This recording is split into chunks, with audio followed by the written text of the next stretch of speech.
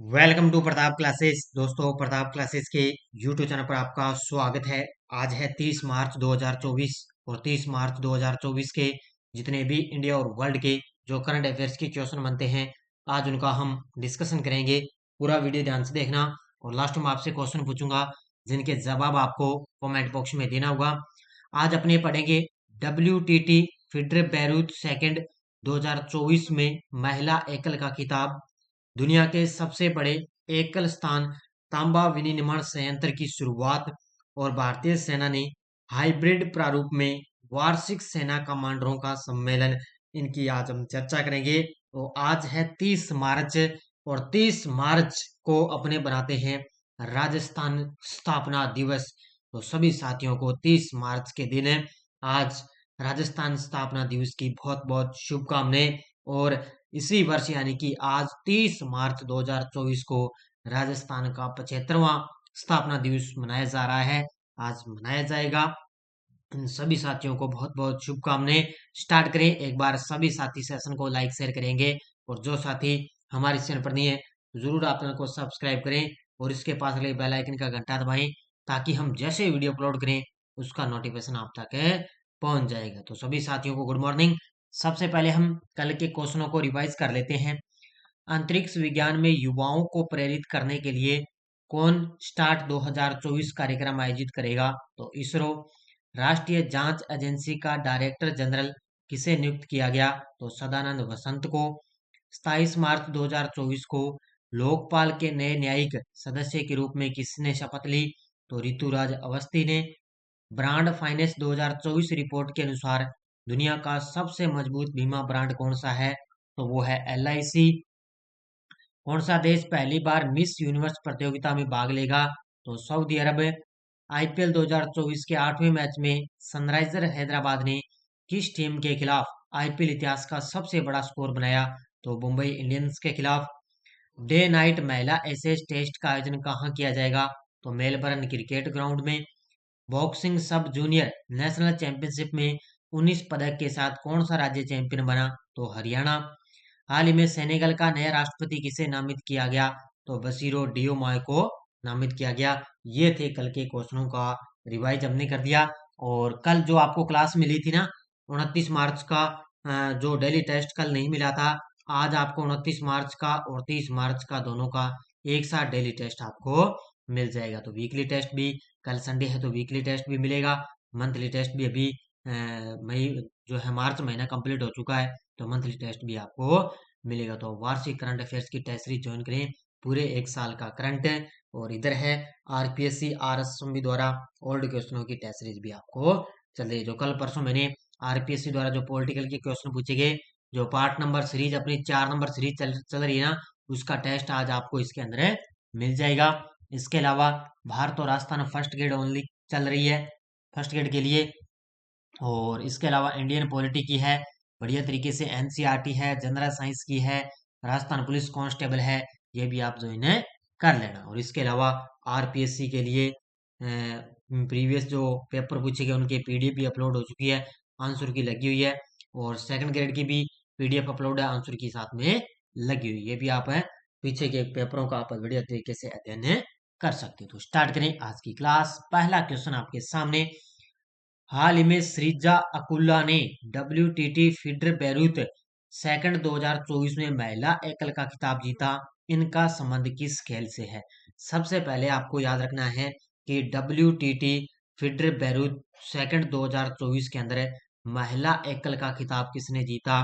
तो श्रीजा अकुल्ला ने जीता है। और इनका संबंध किस खेल से है? तो ये है पैडलर। कौन है?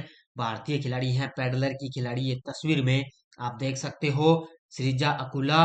और इन्होंने WTT फीडर बैरूत सेकंड 2024 के अंदर महिला एकल का खिताब जीता है। किसकी खिलाड़ी है? पैडलर की खिलाड़ी। तो भारतीय पैडलर श्रीजा अकुला ने बैरूत, कहां पर है? बैरूत लेबनान में WTT फीडर बैरूत सेकंड 2024 में महिला एकल का खिताब जीत लिया है। तो लेबनान के अंदर इसका आयोजन किया गया। इसमें दुनिया की 47वें नंबर की भारतीय खिलाड़ी ने फाइनल के अंदर पिछड़ने के बाद लग्जमबर्ग की निचली रैंकिंग वाली सारा डी नुट्टे पर जीत हासिल की है। तो फाइनल के अंदर इन्होंने पिछड़ने के बाद ये लग्जमबर्ग की है निचली रैंकिंग है, सारा डी नुट्टे, इस पर इन्होंने जीत हासिल की। अब ये तो थी महिला एकल की बात है। पुरुष युगल फाइनल में, पुरुष युगल में आपने बात करें तो मानव ठाकर और मानुष शाह की अखिल भारतीय जोड़ी विजय हुई। उन्होंने हम वतन मुदित दानी और आकाश पाल को हराया है। तो उन्होंने फाइनल के अंदर मुदित दानी और आकाश पाल को हराया।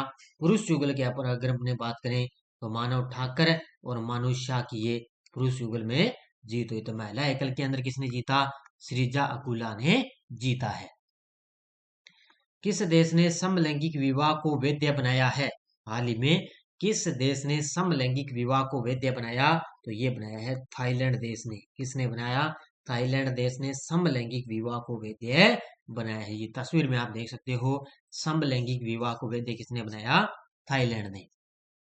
तो ये थाईलैंड की संसद के निचले सदन ने समलैंगिक विवाह को वैध बनाने के लिए एक अभूतपूर्व विधेयक पारित कर दिया। जो थाईलैंड की जो संसद है ना, उसने एक विधेयक पारित कर दिया। अभी समलैंगिक विवाह को उन्होंने वैध जो है पारित कर दिया।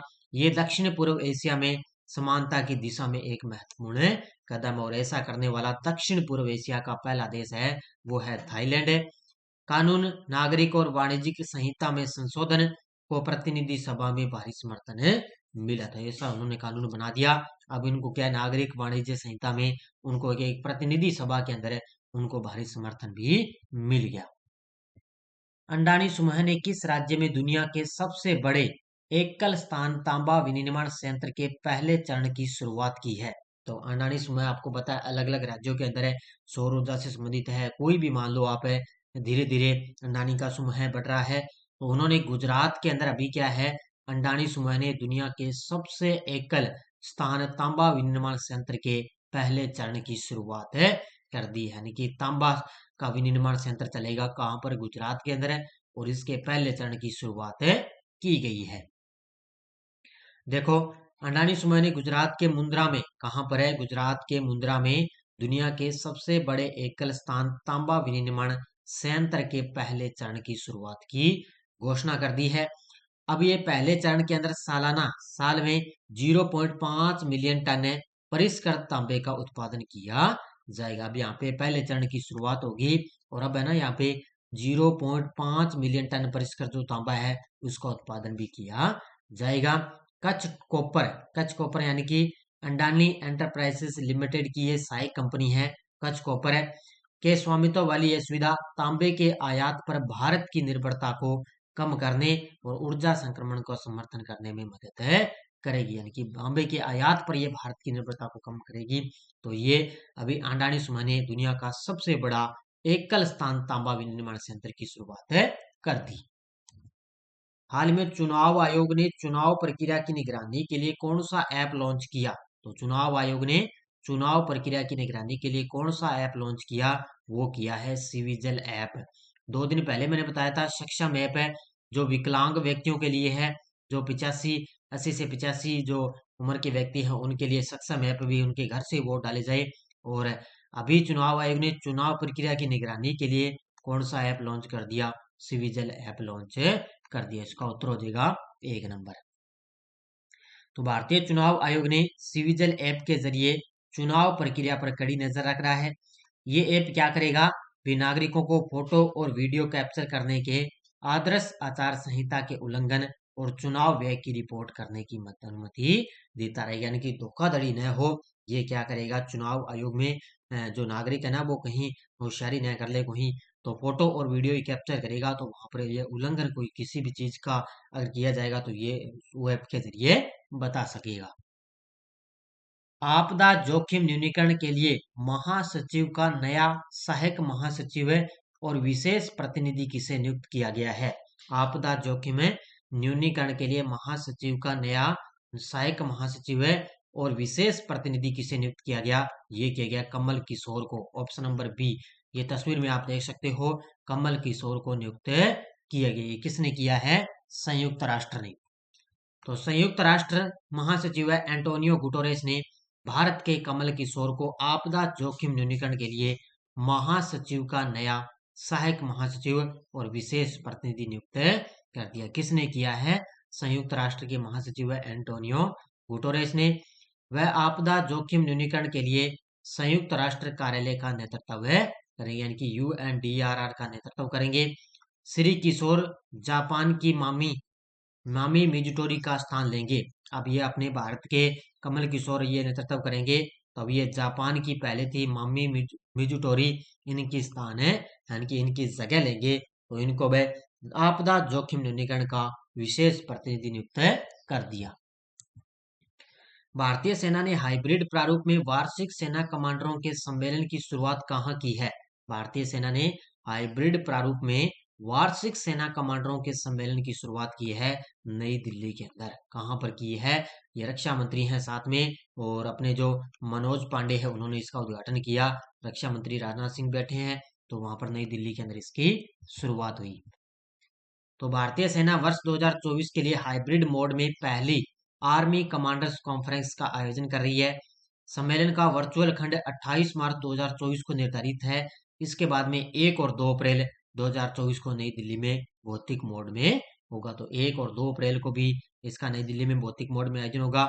इस सम्मेलन की अध्यक्षता थल सेना अध्यक्ष जनरल मनोज पांडे ने इसकी अध्यक्षता की है। याद रखना, थल सेना अध्यक्ष मनोज पांडे ने इसकी अध्यक्षता करेंगे 1 और 2 अप्रैल को। हाल ही में 148वीं अंतर संसदीय संघ की बैठक कहाँ हुई है? हाल ही में 148वीं अंतर संसदीय संघ की बैठक हुई है स्विट्जरलैंड के अंदर। स्विट्जरलैंड में कहाँ पर है? स्विट्जरलैंड में है जिनेवा। कहाँ पर है? जिनेवा स्विट्जरलैंड में 148वीं अंतर संसदीय संघ की बैठक की अध्यक्षता हुई है। देखो, तो अपने राज्यसभा के उप सभापति हैं हरिवंश नारायण सिंह। तो राज्यसभा के सभापति कौन है? तो आपको पता है जो अपने उपराष्ट्रपति होते हैं जगदीप धनखड़ वही हैं, और उप सभापति हैं हरिवंश नारायण। इन्हीं के नेतृत्व में भारतीय संसदीय प्रतिनिधि मंडल ने स्विट्जरलैंड के जिनेवा में अंतर संसदीय संघ IPU कार्यक्रम के मौके पर अपने आर्मीई समकक्षों के साथ द्विपक्षीय बैठक की है। तो जिनेवा के अंदर एक अंतर संसदीय संघ कार्यक्रम का आयोजन हुआ। हरिवंश के नेतृत्व में एक भारतीय संसदीय प्रतिनिधि मंडल वर्तमान में जिनेवा स्विट्जरलैंड में IPU के 148वीं विधानसभा में भाग लिया है। तो अपने भारत की तरफ से उपसभापति हरिवंश नारायण सिंह ने इसके अंदर भाग लिया। किस राज्य के गोपालपुर बंदरगाह में अंडानी पोर्ट्स ने सफलतापूर्वक 95% हिस्सेदारी हासिल कर ली है? देखो, धीरे धीरे जो अंडानी पोर्ट्स है वो धीरे धीरे अलग अलग राज्यों के अंदर, जैसे राजस्थान है, गुजरात मान लो, उड़ीसा मान लो, तो अलग अलग ये अपना क्षेत्र स्थापित कर रहे हैं। तो अभी उड़ीसा राज्य कहाँ पर है? उड़ीसा राज्य के अंदर है गोपालपुर बंदरगाह है, वहां पर अंडानी पोर्ट्स ने सफलतापूर्वक 95% हिस्सेदारी उन्होंने हासिल कर ली, यानी कि इसका अधिग्रहण कर लिया। 95% उड़ीसा राज्य के अंदर जो गोपाल बंदरगाह है ना, उसका 95% हिस्सा जो है हिस्सेदारी कर ली। तो अंडानी समूह की सहायक company Adani ports and special economic zone ने उड़ीसा में स्थित है गोपालपुर पोर्ट में 95% नियंत्रित हिस्सेदारी हासिल कर ली। 3350 करोड़ रुपए मूल्य का ये सौदा बंदरगाहों और लॉजिस्टिक्स क्षेत्र में APSC यानी कि Adani ports and special economic zone की स्थिति को ये मजबूत करेगा। तो ये 3350 करोड़ रुपए में ये सौदा हुआ है। तो गोपालपुर जो पोर्ट है उसको 95% हासिल कर लिया है। हाल में अमेरिका के किस स्टेट ने बच्चों के सोशल मीडिया इस्तेमाल पर प्रतिबंध लगाया है? हाल ही में अमेरिका के किस स्टेट या राज्य ने बच्चों के सोशल मीडिया इस्तेमाल पर प्रतिबंध लगा दिया? तो वो है अमेरिका का फ्लोरिडा। कौन सा स्टेट है? अमेरिका का है फ्लोरिडा राज्य, जिसने बच्चों के सोशल मीडिया पर उसने पूरी तरह से प्रतिबंध लगा दिया, यानी कि 14 साल से जो कम उम्र के बच्चे ना उन पर सोशल मीडिया का प्रतिबंध लगा दिया। और इस अमेरिका का फ्लोरिडा राज्य। तो फ्लोरिडा के गवर्नर रॉन डेस्टेसिंग ने एक विधेयक पर हस्ताक्षर किए 14 साल से कम उम्र के नाबालिगों को सोशल मीडिया अकाउंट रखने से रोकता है। इस कानून के अनुसार 14 और 15 साल के बच्चों को मेटा, टिकटॉक है और अन्य प्लेटफॉर्म पर अकाउंट बनाने के लिए माता पिता की अनुमति की आवश्यकता होती है, यानी कि 14 साल जो 15 साल के बच्चे ना, अगर वो अकाउंट बनाएंगे तो माता पिता से पूछ कर वो वहां पर अकाउंट बनाएंगे। लेकिन अब तो 14 साल से कम उम्र के नाबालिगों को सोशल मीडिया पर पूरी तरह से मीडिया अकाउंट पर प्रतिबंध लगा दिया। अब आपको ये पॉइंट याद रखना है कि गंगापुर में 900 वर्ष पुराने चालुक्य शिलालेख की खोज हुई है। अब ये गंगापुर है कहाँ पर, ये तेलंगाना राज्य के अंदर है, ध्यान रखना कहाँ पर है, तेलंगाना राज्य में है। तो 900 वर्ष पुराने चालुक्य शिलालेख की यहाँ पर खोज हुई। ये कल्याण चालुक्य राजवंश का एक 900 वर्ष पुराना कन्नड़ शिलालेख महबूबनगर जिले के जट जडचेरला मंडल के एक मंदिर शहर गंगापुर में पूरी तरह से उपेक्षा की स्थिति में ये खोजा गया। यह दुर्लभ शिलालेख चौंडमा मंदिर के पास में एक टैंक बांध पर उपेक्षित पड़ा हुआ ये पाया गया था। ये तस्वीर में आप देख सकते हो, ये देखो यहाँ पर है, ये एक मंदिर के पास में एक टैंक बांध पर ये जो शिलालेख है ये पाया गया। तो 900 वर्ष पुराना ये चालुक्य शिलालेख की खोज की गई है। कहाँ पर है, तेलंगाना राज्य के अंदर। ये टेलीग्राम ग्रुप है, कोई सूचना कोई लिंक आ गया, अब देखो आज सुबह क्लास 8 बजे का टाइम था, मैंने टेलीग्राम पर सूचना डाल दी थी, ले आपको पता है भी 8 बजे क्लास मिलेगी। तो वीडियो के डिस्क्रिप्शन में भी टेलीग्राम का लिंक है, वहां जाकर आप टेलीग्राम ग्रुप को ज्वाइन कर लेना।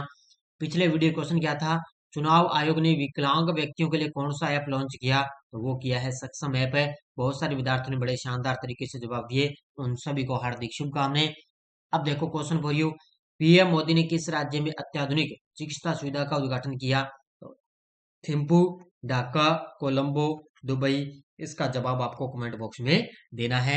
ये थी आज की अपनी बढ़िया तरीके से क्लास। बाकी अपनी ऐप के अंदर एलडीसी वगैरह है, स्पेशल भारत और राजस्थान सीटी की अंतर्राष्ट्रीय राष्ट्रीय राजस्थान करंट अफेयर्स की टेस्ट सीरीज चल रही है, ये भी आप ले सकते हो।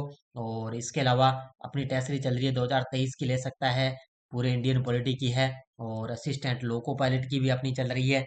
और बढ़िया तरीके से आप ये पूरे वार्षिक करंट अफेयर्स की टेस्ट सीरीज है ज्वाइन कर लेना। तो सारे विद्यार्थी वीडियो को ज्यादा लाइक शेयर करेंगे। धन्यवाद। जय हिंद, जय भारत।